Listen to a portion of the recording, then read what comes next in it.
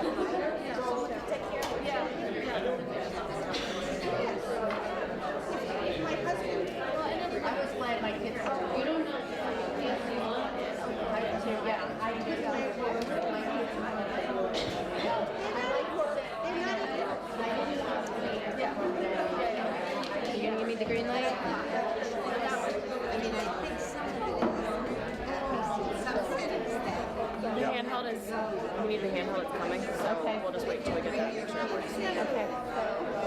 You're good, he's good, so I'm just waiting for the handheld. Yes.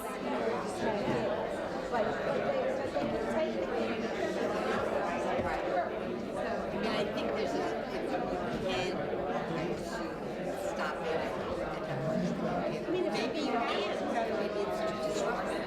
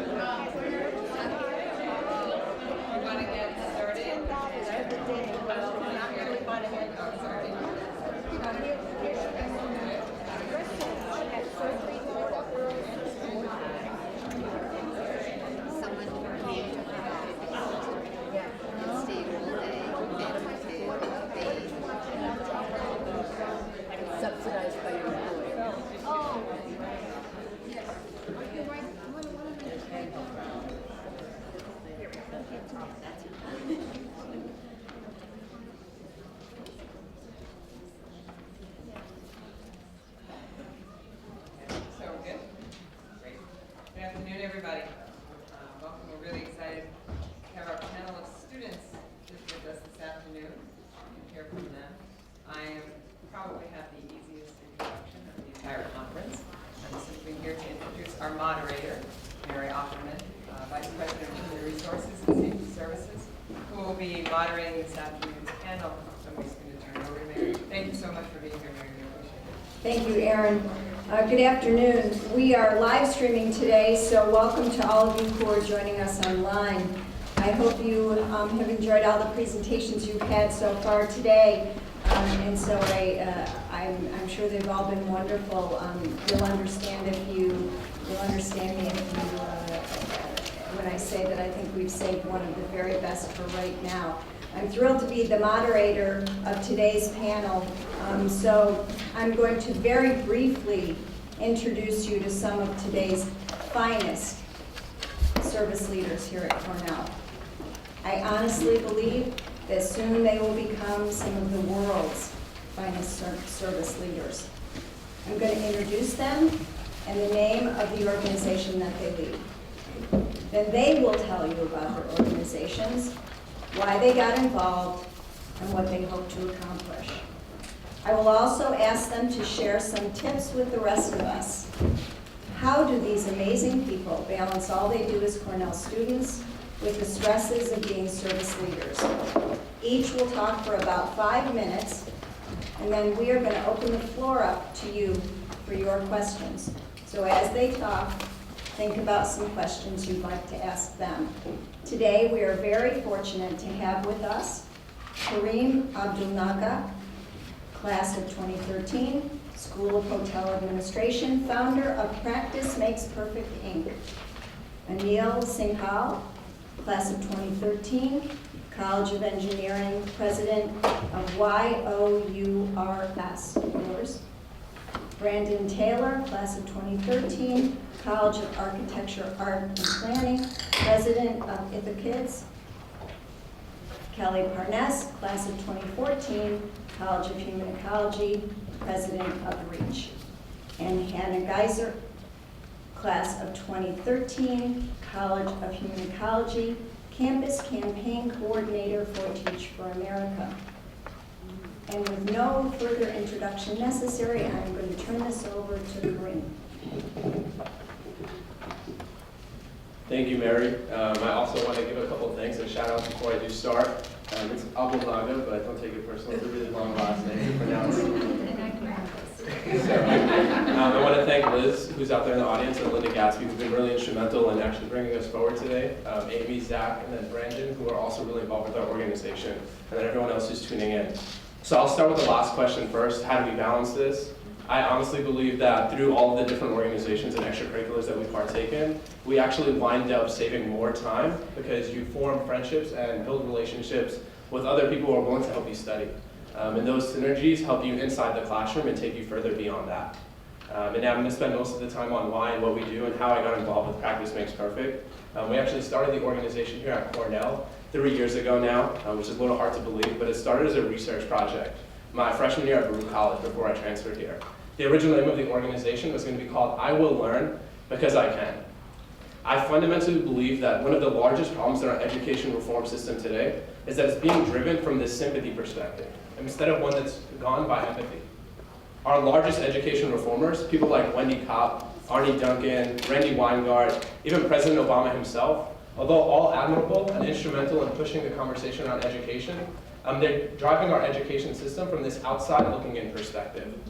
A lot of the players on the inside haven't attained the education that they need to be able to articulate a lot of the systemic issues firsthand with our public education system. So this was our opportunity. I call it a moment of obligation, and that's really where we stepped up. We came up with this vision that one day all children, regardless of their race or socioeconomic status, would have the equal potential to compete intellectually in our society.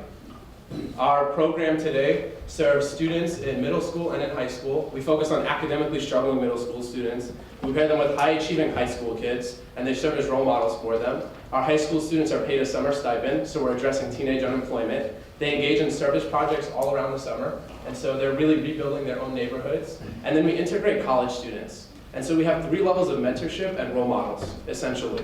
And so everyone being 4 years older than one another, they're a lot easier to relate to than a teacher or professor who's 5 or 10 years older. With that, though, comes a really big cost savings. So we're no longer putting in a full-time teacher over the summer who doesn't want to be there. We're putting in a college student who wants to be there, and we're paying them a stipend to help out and also to give back.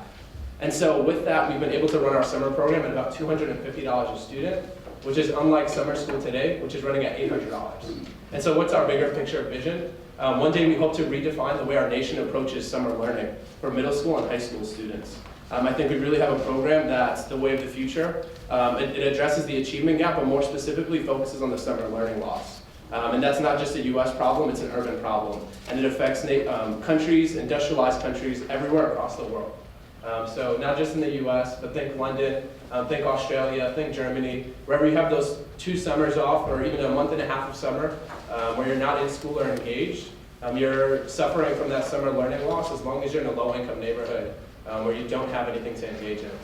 So that's the why. And personally, I grew up in this neighborhood. I came from a low-income background. My parents were both Egyptian immigrants. I went to and through some of the most struggling public school systems, and I'm just very, very fortunate to be where I am today. And so again, it comes back to that moment of obligation, and our organization is on track We're serving about 500 students this summer. Thank you.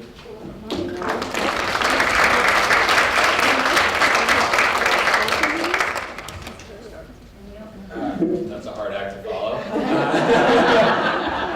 My name's Anil. I am a senior, and I've been with Y.O.U.R.S for about 7 semesters now. Y.O.U.R.S is a program that was started by a Cornell student, Jessica Poole, one of the most amazing people I've ever met. And she lived near Ithaca, actually. She lived in a small mobile home village called Congress Mobile Home Village in Dryden, New York.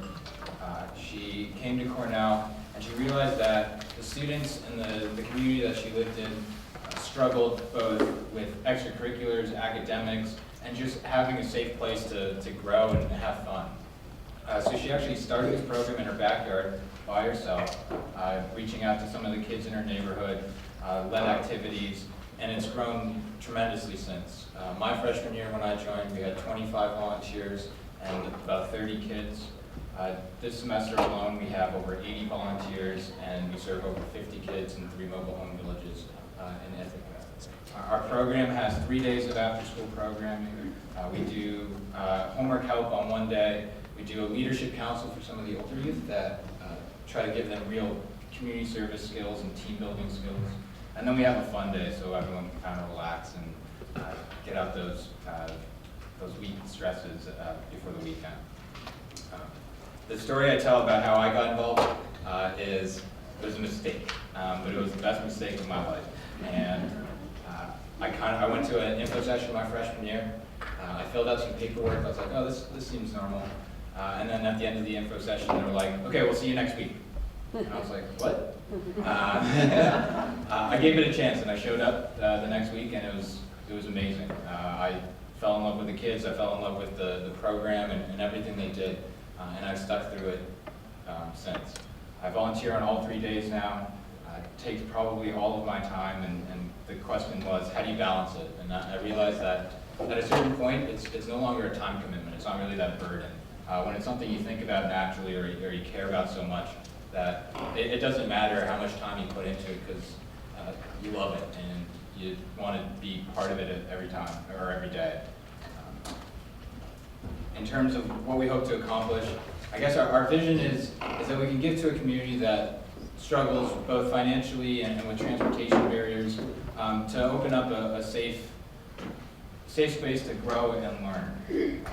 Some of these kids I've become so close with. I actually just got a phone call before this from one of the kids asking for some advice, and that's kind of the relationship we're hoping to build with these youth. That it lasts for the 3 or 4 years that you're here, but also the years to come afterwards. We're hoping that we can also set up a program that gives these kids the opportunities to really understand higher education.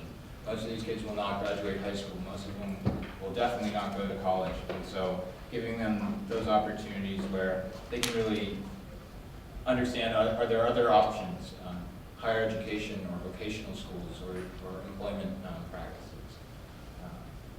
So in my time, I've worked to really set up that relationship between mentors and students. And give those mentors something that they can really care about in the form of a younger student. Thank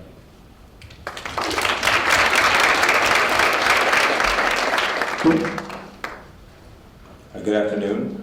My name is Brandon Taylor again, and I'm a senior in the College of Architecture, Art, and Planning as an Urban and Regional Studies major. I am currently the co-chair of IthaKids, which is a mentoring program here in Ithaca. That was started less than a decade ago through the Ithaca Youth Bureau. And it was basically started as an organization that was going to address the need for underrepresented youth in the Ithaca community to have big brothers and big sisters on the Cornell campus that they could visit and they could spend time with. And I got involved with IthaKids during my sophomore year. And I got involved with IthaKids due to a little bit about my background. I came from a community where I did not have many men who looked like me to provide sort of guidance and sort of leadership that I would need to grow up and become successful. And when I got college, I saw that same need from some of the youth in the Ithaca community, and I really wanted to get involved hands-on. So I searched out different organizations and went to a few info sessions, and Karim was right there with me at some of them, and we both got involved with IthaKids. Basically, I wanted to get involved because I saw there was this need in the community for role models and for men who some of the young men could look up to and could follow and talk to about the different issues that they would confront. And during my first semester in IthaKids, I developed a really close relationship with a kid named Zach. And Zach and I have been big brothers, or big brother, little brother for the past 2.5 years or so. And we've developed a really close relationship, and that's what really keeps me going through this entire experience with IthaKids and transition of leadership and whatnot. But my relationship that I developed with Zach has been really fundamental in my experience at Cornell. And you know, Zach has really just taught me a lot about who I am as a person and about what I want to do in the future. What we're going to do with IthaKids is we're hoping to really expand the reach of who we're serving in the Ithaca community. You know, currently IthaKids went through a little bit of a restructuring issue last year, where it was originally funded and operated through the Ithaca Youth Bureau Big Brothers Big Sisters program, and we actually, due to some funding issues and due to some restructuring of the budget through the Ithaca Youth Bureau, we weren't able to continue that on. And it was at a point where we thought that IthaKids was not going to be able to continue on. And then last summer, due to the work of some really close friends and some of the current executive board members of IthaKids, we were able to find a new partnership through the Paul Shores Memorial Program of Ithaca, which serves as a tutoring program after school here in Ithaca for underrepresented youth and to increase the graduation rate. And we were able to develop this partnership and to really build IthaKids again last semester and into this semester. And we really think that we found something good that we can build on and move forward with in a positive way. And then to address the issue of balance, I think that when you have a love for something, when you like many of us echoed, when you have a love for something, when you have a passion for what you're doing, I think that you do your best to make time for it. I think that you go out of your way, you lose that extra hour of sleep, you lose that extra 30 minutes of lunch or what have you to make time to do what you have to do to ensure that you're giving back to that organization, to that responsibility. So I would definitely say that the love for that service or for that cause is what keeps us going and ultimately makes you find a way to balance it. So thank you.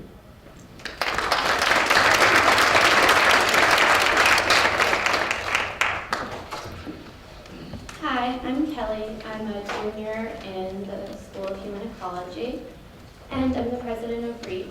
I've been involved with REACH, which stands for Raising Education Attainment Challenge, since the very first semester of my freshman year, and I just got hooked on it right from the start. I tutored at the YMCA after school program for 2 years, really got to know the kids, and for the last year I've been tutoring at Fall Creek Elementary in a 5th grade classroom.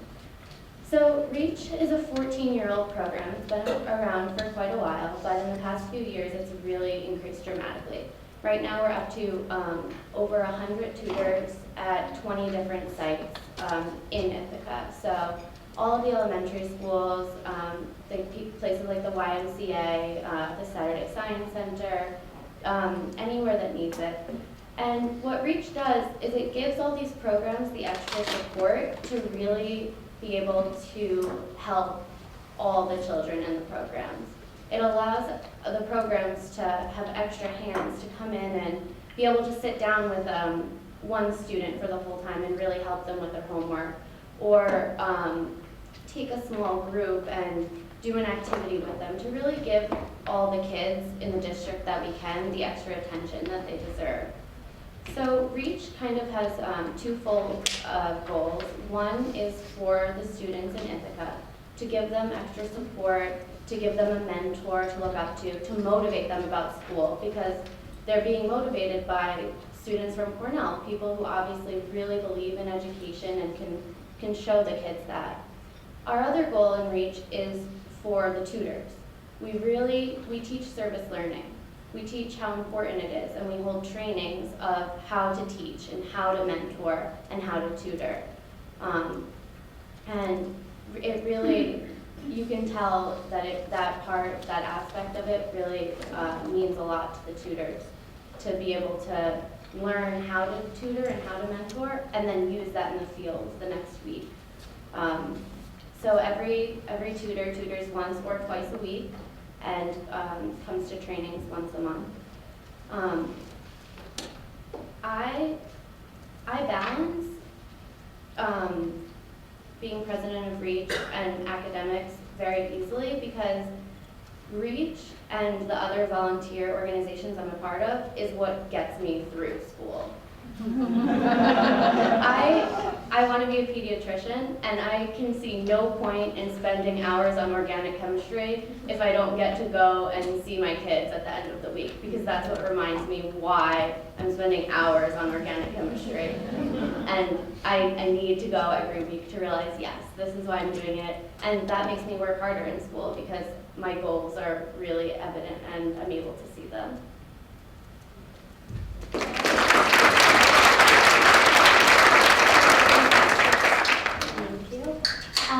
Hi everyone, my name is Hannah Geiser and I'm a senior in the College of Human Ecology, and I'm majoring in policy analysis and management.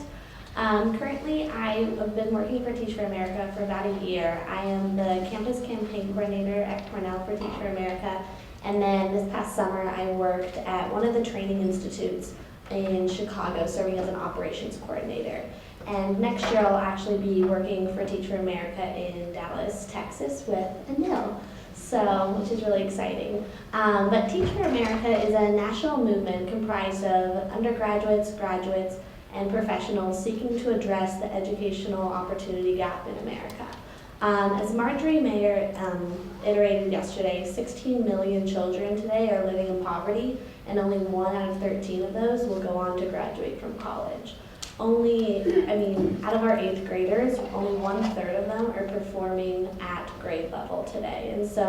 And those achievements are highly stratified along race and socioeconomic status. So Teach for America as a national organization is hoping to solve these inequalities and put an end to this. It is a 2-year commitment, and where individuals will be placed in rural and urban school districts around the country. There's about 46 regions right now where they will be teaching the most underserved and the neediest children of our future. And as for Teach for America's mission, it is 2-pronged. In the short term, they hope to get the brightest and the most talented teachers in front of these children to provide them with the best quality education. And in the long run, they hope to build an alumni movement comprised of individuals that have seen these inequalities playing out in these classrooms and going to solve and address these inequalities in whatever capacity or field that they can, whether it's medicine, whether it's law, whether it's policy, or whether it's business. And so I originally got involved in this movement and passionate about this movement when I was in 6th grade, and I was having a conversation with one of my teachers. And I remember telling her, she would ask, what do you want to do when you get older? And I was like, I want to teach inner city kids. And she looked at me and laughed. And I was like, why are you laughing? And she was like, oh my goodness, you have no idea what you're up against. Like, they have no resources. They're, behavioral wise, absolutely uncontrollable. You should not do that. And in my head, I was thinking, wouldn't you want the best teachers to go help those students that need it the most? And when I was in 6th grade, this just did not connect to me. So that was my first experience. And then my second experience was when I was taking a course at a community college during high school. I was taking an intro biology course, and I sat next to this young lady. Her name was Chardonnay. And Chardonnay had grown up going through all the Compton public schools and had received all A's and B's and wanted to be a doctor. And she came to class every single day, took copious notes, volunteered, and yet she was on the verge of failing this class. And I was blown away that somebody who had gotten all A's and B's throughout high school was failing an intro class at a community college. I was like, this is absolutely so wrong, and this is so unfair to her that she's not been provided the proper tools to succeed after college. So those two experiences really got me passionate about education, and so I came to Cornell and got involved with Teach for America in general, and really trying to be an advocate and encourage other people to get involved and passionate about the movement. As a campus campaign coordinator, I hope to, first of all, get the most talented and brightest people of our Cornell students to apply for Teach for America and join the movement. Last year we had about 59 Cornellians join Teach for America and now are teaching in school districts all around the country. And as also part of my job, I really hope to, one, instill a passion and just to raise awareness on campus about these issues and these inequalities and foster the dialogues across communities and across campus just so that they can help to address these issues, whether inside or outside of education in the future. How I balance this all, I would say, definitely to reiterate what everybody else up here said, is like when you're doing something that you're passionate about, it doesn't seem necessarily like work. I'm definitely just really organized, and I also try to balance it with, working out, eating healthy, and taking time for myself as well. So thank you all so much, and look forward to your questions.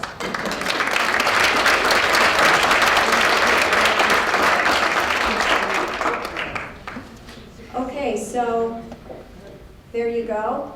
I don't know about you, but I'm a little intimidated. As we open this for your questions, and I hope you've thought of some, just a reminder that we are live streamed, so as you think up your questions, if you'll raise your hand, there's mics. We need you to speak into the mic so that those who are watching live stream can hear your questions. So go ahead and raise your hands, and we'll bring the mics around so that we can get your questions. Here's one down here.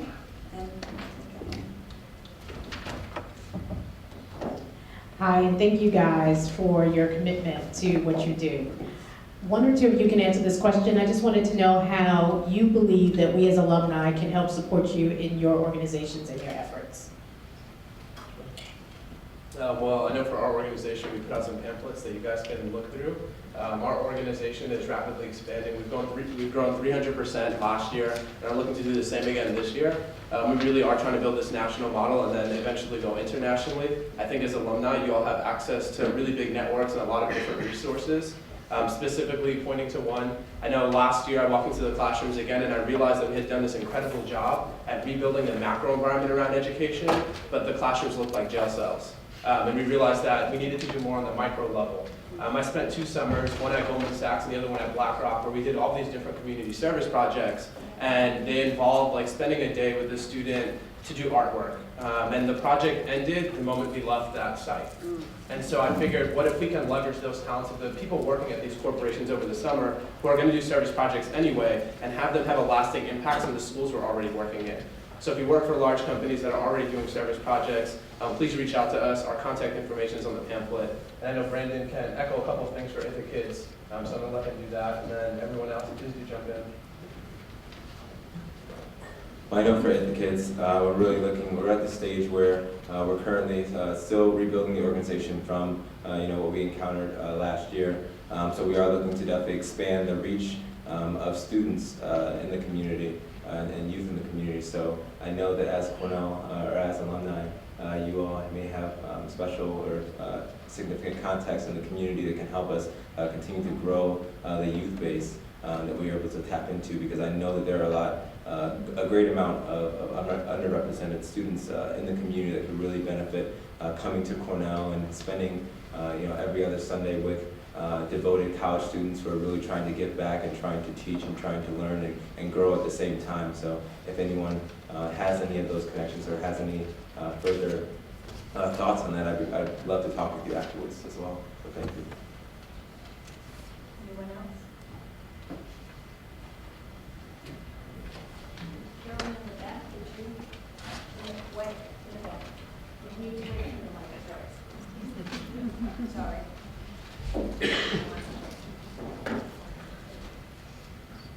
Wanted to ask Hannah, what happened to Chardonnay?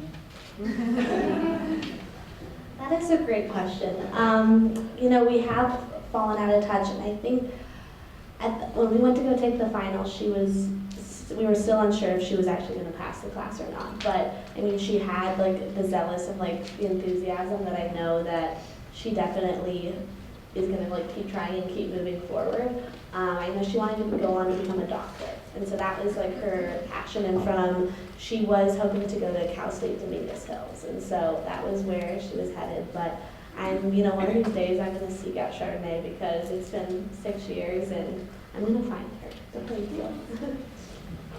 Okay, this question is for Mary as well as anyone on the panel. To what extent are any of you in touch with counterparts doing the similar work on other campuses?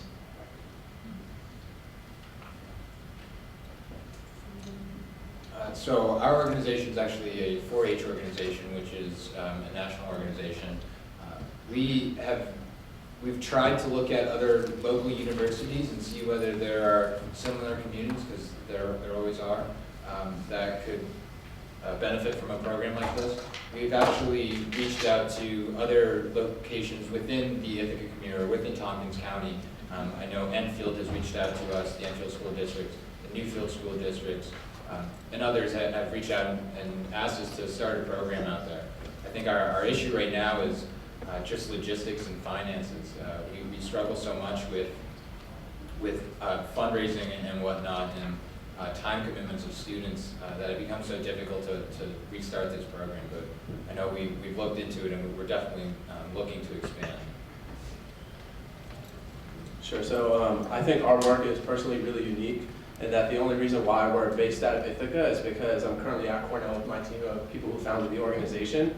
More broadly speaking though, we are working with ESFR, who are the Students for Education Reform. We're working to recruit 55 interns this summer so that we can help service the students that we're working with. We're working with TFA. They actually give us free office space in Midtown starting in June. And we really want to further develop their teacher development program. We're also working with the United Negro College Fund. They're building an emerging social entrepreneurs program. And so, not so much specifically on the college level, but definitely with the players in our space. We're there and we're trying to get the conversation going. As Teacher America is a national organization, and so many of the large campuses do have campus campaign coordinators. We consistently share ideas across campuses, marketing tools, and other devices, and just trying. And as a whole, we have a recruitment manager that comes to Cornell every Sunday through Thursday, that stays here through the week, and then she goes back to New York City. And so we as a whole, and like part of our Northeast recruitment team, are just trying to figure out ways, you know, with the financial crisis and with the fluctuating enrollments and applicants, of trying to figure out how we can encourage more people to get involved and passionate about this movement. So definitely trying to seek and collaborate with other campuses as well. I have to commend you guys for an incredible job that you're doing, and how wonderful it is to know that people at this level care so much about the young people in America. And I hope your model can be duplicated all across the country in colleges everywhere. So anything you can do to be an ambassador for your programs elsewhere, please do try.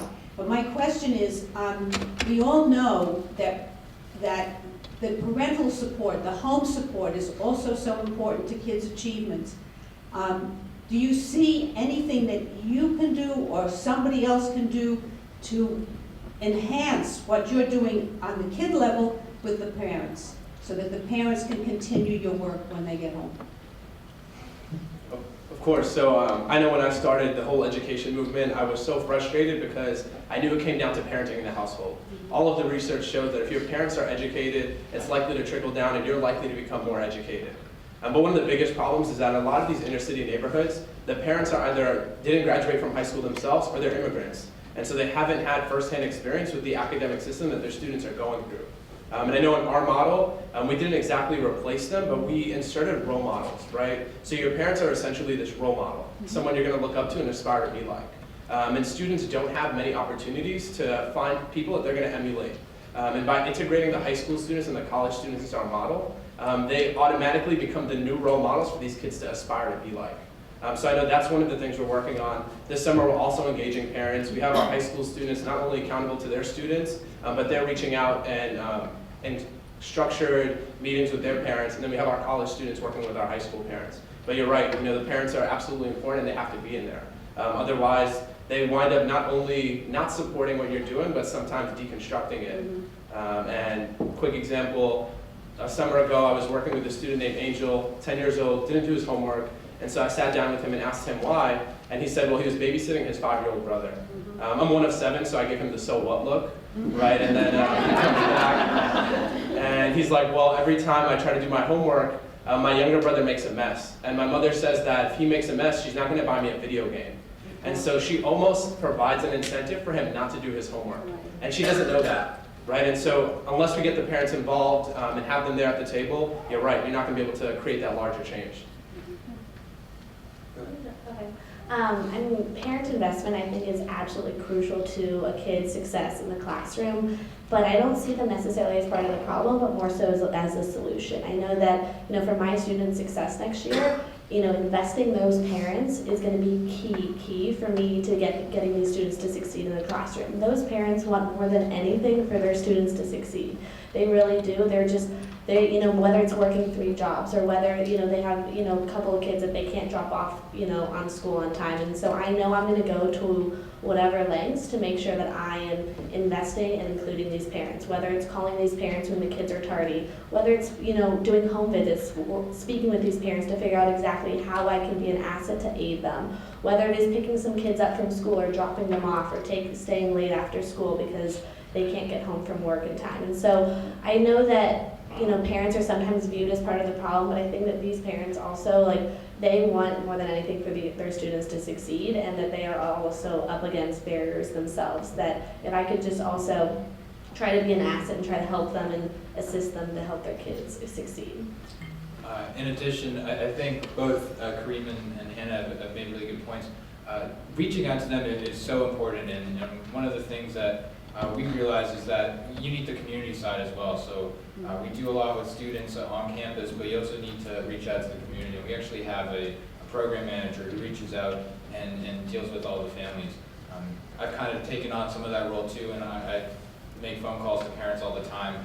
One of the things that we're actually developing right now is a GED program through cooperative extensions to go out to these families and have like a community center almost, and have classes for these students or for these parents, because we know it is so important, and so many of them have all these other requirements that they just don't have time to do it unless we come to them. So.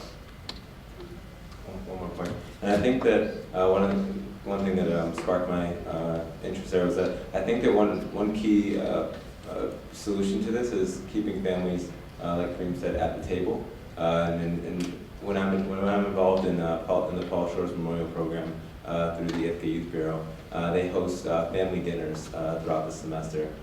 Basically, this is a way for families and parents to come and see the kids and see the tutors that they're involved with, and to really develop the relationship and to see the faces of the tutors, which I think is very important too.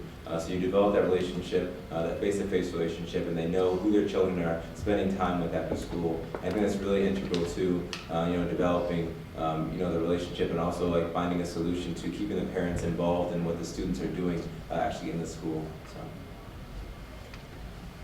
And I just wanted to say that I feel like tutoring in general, what we all do, reaching out to kids, I think it makes it easier on the parents because they know that somebody is spending an hour with their child, whether it's reading to them or just giving them that special attention. So it kind of takes a little pressure off the parents and lets them ease into really being able to spend some time with them at home and know that, yeah, I did spend a half hour reading to them, but they were read to today, so I don't feel as bad, and it makes them just feel better about what they are able to contribute.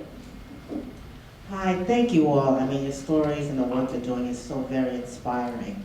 I'd like to hear about the biggest obstacles you've confronted in your respective organizations. Anil, I heard you mention finances. Maybe there are other ones that you've each encountered in your respective groups or organizations? Yeah, so I'll take ours first. I think a lot of the schools are beat up and burnt out by all of the other summer enrichment programs that are coming out there in our space. They're all making these promises about how they're going to help them achieve this and help them achieve that. And so we're coming into a space of schools that are just a little bit tired, right, of hearing this story. And so we've been working with the New York City Department of Education, but I feel like one of the structural flaws in that system is that the DOE itself doesn't really have much power or influence amongst the independent schools. So a lot of their budgets are determined by local taxpayers and then the state funding, and so the DOE itself doesn't really have a say in how programs are implemented and run. And so when it comes time to disseminate a program or get something out there, it has to be done on an individual basis. Obviously, the other side to that is if you got this big media or press coverage that kind of gave you guys the stamp of approval for more people to be able to hear your message at a larger scale. So if alumni are out there who can help us get our message out there, of course, that's another opportunity. But I think that's been our biggest obstacle going forward, and I think we're in the process of overcoming it as we continue to grow. I think for us, our two major obstacles are one, the need from the community. So there's so much need in the communities we serve that we were actually struggling to keep up with how many kids want to enroll. I think we have something like 15 to 20 kids on our enrollment. We're serving 50, and we deal with some other logistical issues that we just can't bring them in at this point. And then as you mentioned, finances. We fund our program pretty much through grants and local fundraisers. We also get some money from the town of Dryden, who's been super gracious to us. But without the students, we have a couple of great students that are in charge of all of our fundraising. We have to raise between $7,000 and $8,000 a year just to have our program run, which has been a huge tax on us, but it has also it's become easier as we've grown and as we've reached out to more and more alumni and other organizations as well. So. I think that one thing that our organization has worked to do is really keep things very simple. And to run our organization, it actually doesn't require many outside funding sources. We bring the kids up on every other Sunday, and we host them for about 2 hours, so dividing up the time between first hour normally group activities and doing different icebreakers and whatnot to get the kids loosened up, and then in the second hour we actually divide up into the different mentoring pairs and mentoring groups and allow the kids to go out and spend time with their mentors and their mentees. And in between those two periods, we have snack time because the kids love snacks. And so one of the key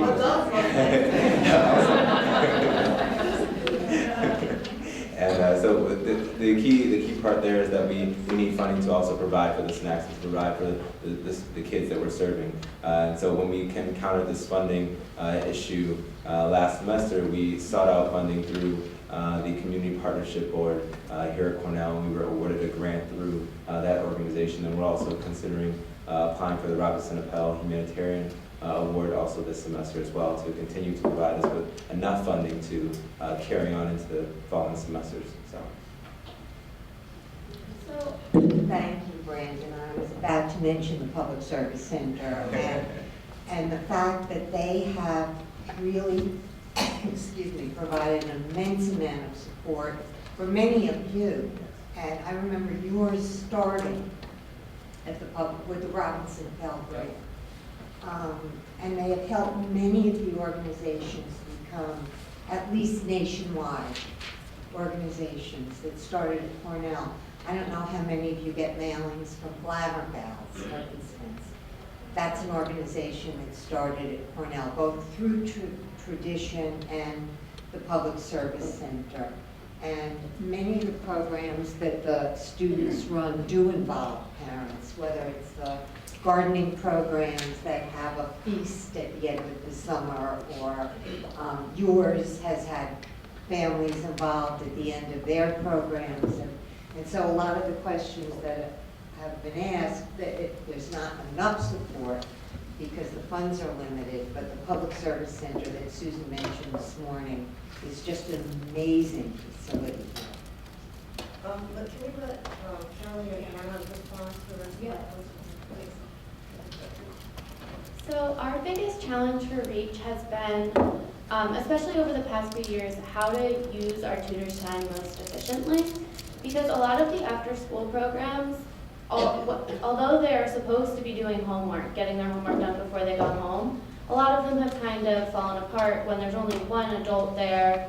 It's more just, and the kids don't have homework. It's more just like free time. So we've really been trying to come up with ways to help the students be more efficient and for the tutors' time to be used more for tutoring than just babysitting.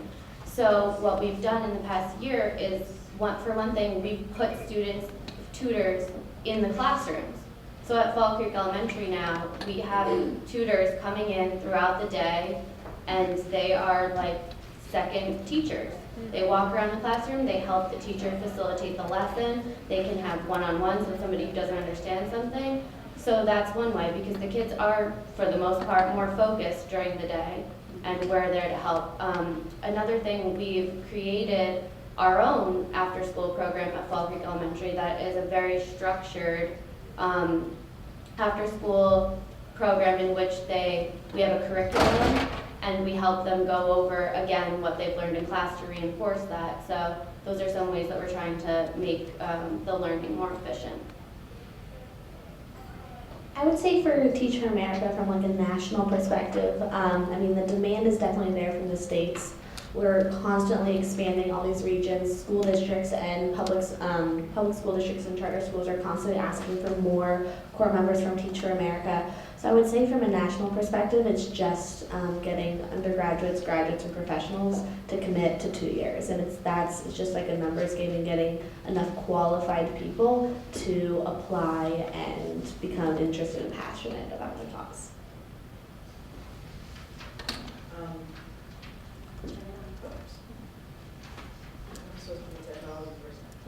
Hello, hi.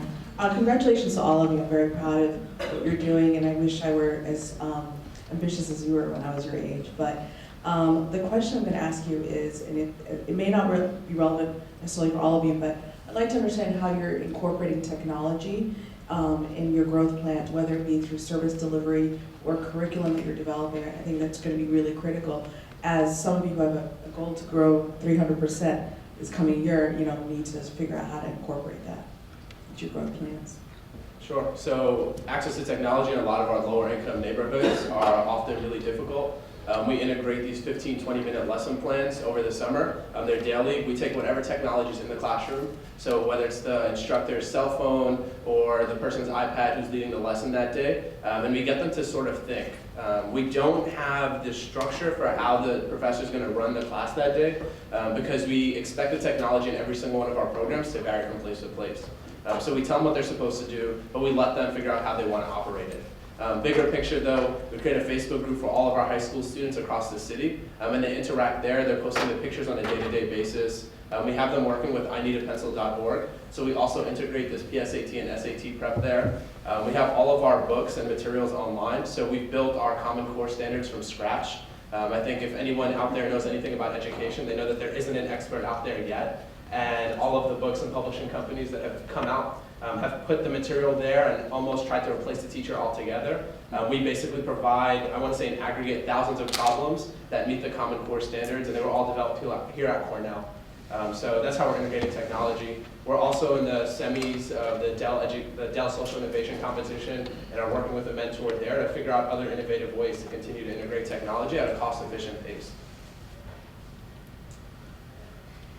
I think for our program, the best thing is that all college students have computers, and most of these kids don't have access to them. And so by matching up a Cornell student and one of these younger kids, you have the ability to start using technology. And one of the coolest parts is we actually were able to get computers through the Cornell Computer Reuse Association, and trying to go back to our sustainability goals.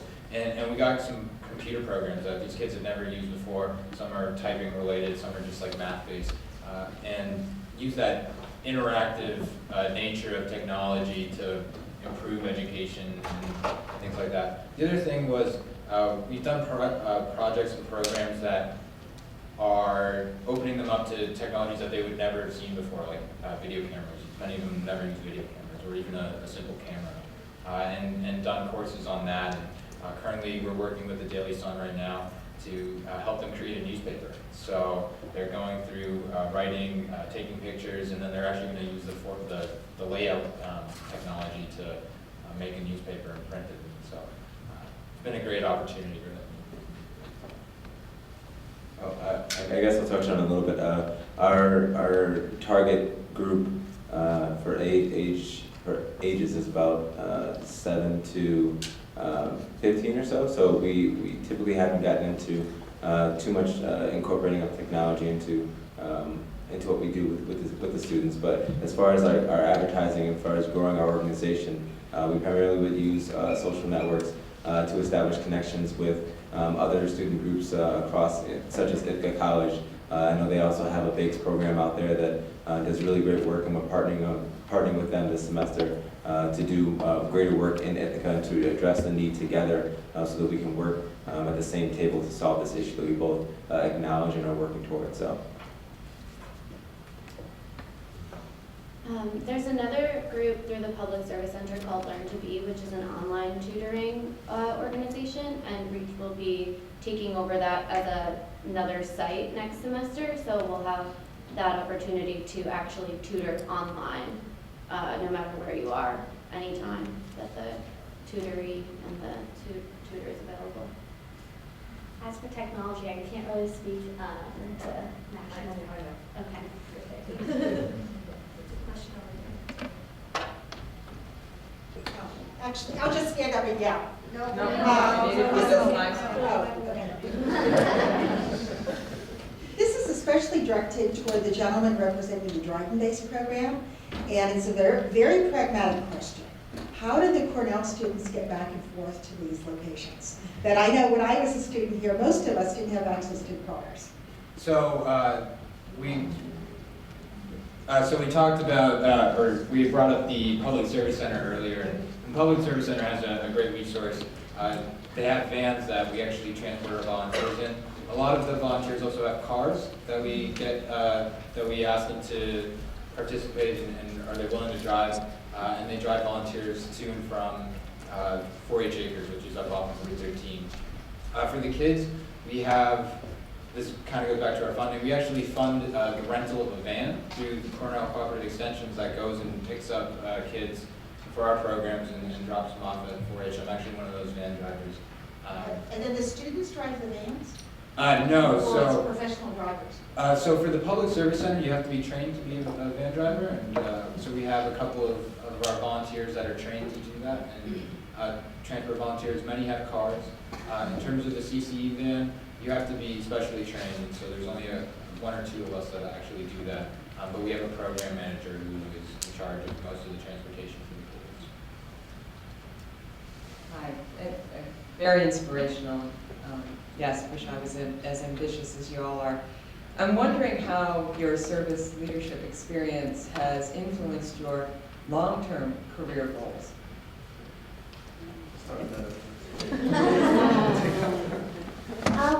I'm not exactly sure where I'm going to end up after Teach for America. I think I'm going into these next 2 years, and I mean, my dad's always said, like, leave room for magic. I know that education has always been a passion of mine, and so I think I will definitely stick with education in some capacity, whether it is being a principal or opening a new charter school or doing something policy-wise in DC to help educational equity. Working with Reach has made me so sure that I need a career dedicated to service, dedicated to people, and especially dedicated to children. It's what makes me the most happy, it's what I love to do, and I really can't see myself doing anything else. So, like I said before, I hope to be a pediatrician, work with children, teach them how to take care of themselves and stay healthy. Well, I was raised by an educator. My mother taught in the school system for about 17 years, so I've constantly been around that environment. And you know, just by working with the IthaKids program, doing some work with PMP, you know, doing various service opportunities in Ithaca, working hands-on with youth, I was just inspired. I know that ultimately, like they've said, is that whatever I'm going to do, I know that I want to be active and involved with young students and with young people and helping them in whatever way I can. Next year, hopefully that will be through the field of international education, possibly working with World Teach and getting some on-ground experience with communities abroad and really helping to develop those students there as well. So. For me, and hopefully my parents aren't watching this, I came in as an engineer, and I love it, but I don't think it's where I'm going to end up. And as Hannah said earlier, I'm going to be doing Teach for America down in Dallas. And I think the question that I get asked all the time is, why would you go through 4 years of one of the hardest majors at Cornell and become a teacher? And I think it's because of the service opportunities that I've had on campus. I spend every single waking moment thinking about yours and these kids, and so it didn't really seem like a tough decision for me. It was just, okay, I'm going to go do this, and it seemed like the right choice. And I think for me, it has been a pretty drastic change since when I came in as a freshman over these last few years.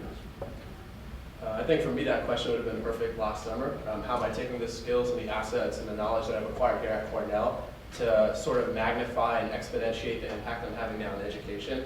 I'm very involved on the research side, on the policy side as a presidential fellow through the Center for the Study of the Presidency and Congress. I've published papers in that area. I'm very involved in the policy section of that. I'm running the programs in it, and if I can take that to a larger scale, maybe one day a larger player in the education sphere, I think I'll be happy doing that. And so it's more so, how did I take the entrepreneurship that I was really involved in as a student, the knowledge I've gotten through the hotel school here at Cornell, which has been incredible, and the experience I've gotten in the financial services sector to really make a big difference. And that's how I would answer it, to do what I'm doing now. And so ultimately, I think I'm going in the direction I want to be in, but one day hopefully just take it to a larger level. Very happy we're not losing you in service. All of them. I think everybody in this room is going to think I should not be going forward with any kind of question now, because that was a beautiful summation we just had. But in line with the very pragmatic question that you got before about the cars, about the vans, and this is addressed to Anil and Brandon. Both of you have given anecdotes about developing relationships with individual young people. The others, Teach for America, you're there for an academic year, you're gone. You've talked about developing relationships that it seems to me are going to have to trail you for some time. I'm assuming you're not going to be able to walk away from them when you leave Cornell, and I just wonder what thought you've given to them. Okay. That's a really difficult question. And I think for me, it's just going to be making sure that this organization and the people that are taking over or are going to be dealing with these kids are the best that they can be. Because I know that I won't be here, and I keep getting reminded by all the kids. They're all like, "You're graduating at the end of the year," and then they cry, and then they hug me, and But they have your phone number. They do have my phone number, and that's one of the great parts about social media as well, because now a lot of them are getting on Facebook and they use chat. They have email accounts, and so I'm still able to stay in touch. It's definitely going to be a very emotional end to the organization, but that's not to say that I'm not going to still be involved. One of the things we're trying to do is actually set up an alumni advisory board that we can keep alumni involved. This past semester we had a pen pal program where alumni actually wrote to the kids, and the kids were ecstatic about it because they got letters from volunteers that they've been working with for 3-4 years. So I hope to stay involved, and it's definitely shaped who I am. And, just walking away from it is not something that I could do easily. So. Although I will be graduating in May and moving on beyond Ithaca, I definitely think that the impact that I've had on Zach is one that will also be sustainable and carry on. I think that Zach and I have a friendship that has probably been one of my most important friendships at Cornell, and I definitely don't see that changing at all. I think that when I went abroad last spring, I was able to email Zach every now and then and check up on him and see how he was doing. And even though I wasn't there physically, I definitely know that I was there with him, and that he could email me back and ask me questions, or I would be there for him as a mentor and as a friend. And I definitely think that, that's an example of how I plan to also continue on my relationship beyond graduation, making sure that, he knows that just because I was there for 4 years doesn't mean that our relationship has to just be for 4 years and that it can't go on. So, thank you. We'll take one last question. So a couple of you mentioned the international goal long-term, and I wondered if you were thinking more of sort of online connections or forging partnerships with other foundations like like the Clinton Foundation or some such foundation, and have boots on the ground. What sort of thought can you? We're still working. We just recently got citywide last year. The goal is nationwide first and obviously international, but wherever we go, we're looking for local partners. You have to understand the playing field there first, and I know we're not experts at doing that. I know inner city education in the U.S., specifically New York City. So anywhere outside of New York City I go, we're going to be looking for partners. We've had a lot of support from the Clinton Foundation. Last year we were selected as one of the 16 most dynamic commitments worldwide amongst thousands submitted. And so I know once we continue to develop those relationships and the time comes to go abroad, that they'll be there to support us. So applying our model there should be seamless.